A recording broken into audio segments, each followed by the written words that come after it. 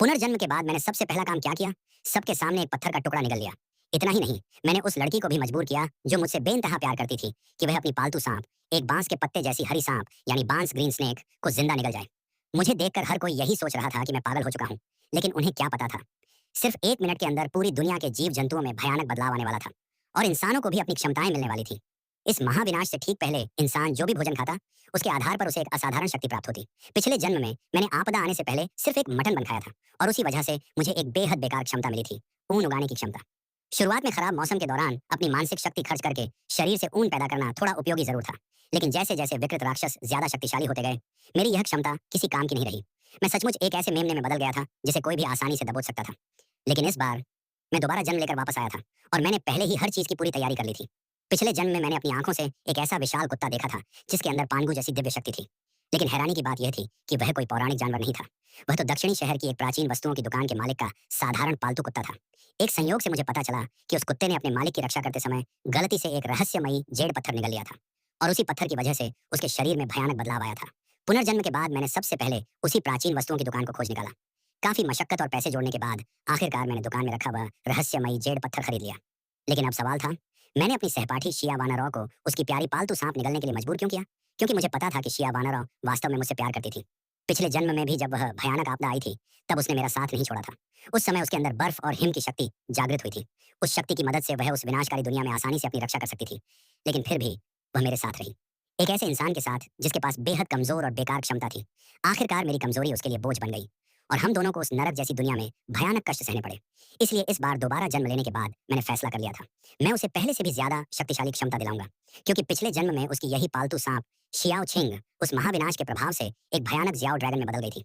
अगर वह दक्षिणी शहर की प्राचीन वस्तुओं की दुकान के दरवाजे की रखवाली करने वाले कुत्ते से लड़ाई में हार न गई होती, तो भविष्य में उसके 5 पंजों वाले दिव्य ड्रैगन बनने की बहुत बड़ी संभावना थी।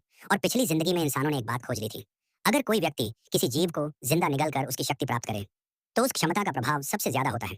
अगर मेरे पास यह रहस्यमयी ड्रैगन जेड न होता, जिसे इंसानी ताकत से काटना तक संभव नहीं था, तो मैं चाहता था कि मैं और शिया वानरों इसे आधा आधा बांट कर खाएं।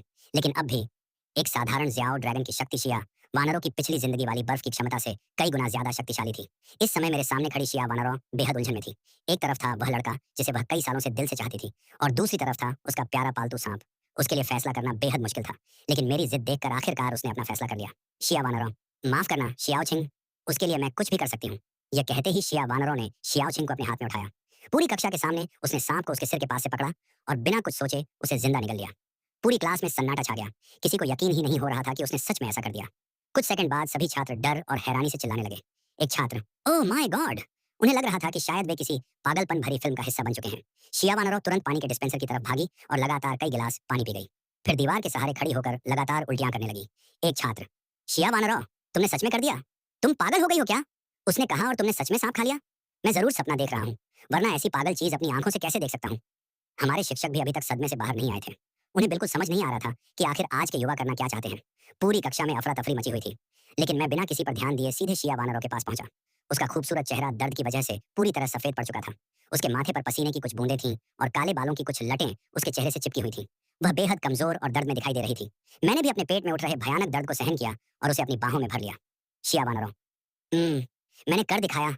उसकी आवाज बेहद कमजोर थी। उसने दर्द से कराहते हुए मेरी कमर को कसकर पकड़ लिया। मैंने धीरे से उसके पीले पड़ चुके चेहरे को सहलाया, लेकिन तभी उसके होंठों के किनारे से खून बहने लगा। यह देखकर शिक्षक बुरी तरह घबरा गए।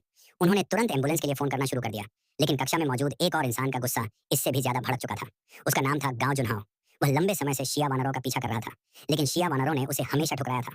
जब उसने देखा कि शिया वानरों ने मेरी बात मानकर अपनी जान जोखिम में डाल दी, तो उसके दिमाग में जैसे विस्फोट हो गया। गुस्से से उसका चेहरा लाल पड़ गया। एक लंबा चौड़ा और ताकतवर लड़का होने के कारण, जो सालों से जिम में ट्रेनिंग करता था, उसकी मांसपेशियां काफी मजबूत थी। वह गुस्से में जोर जोर से कदम पटकता हुआ मेरी तरफ दौड़ पड़ा। गांव जुनहाओ, चेन जी, तुम मरने के लायक हो। तुम जानते थे कि वह तुमसे प्यार करती है, फिर भी तुमने उसे सांप खाने के लिए मजबूर किया। उसकी गरजती हुई आवाज पूरे कमरे में गूंज उठी और पूरी कक्षा एक बार फिर डर के मारे शांत हो गई।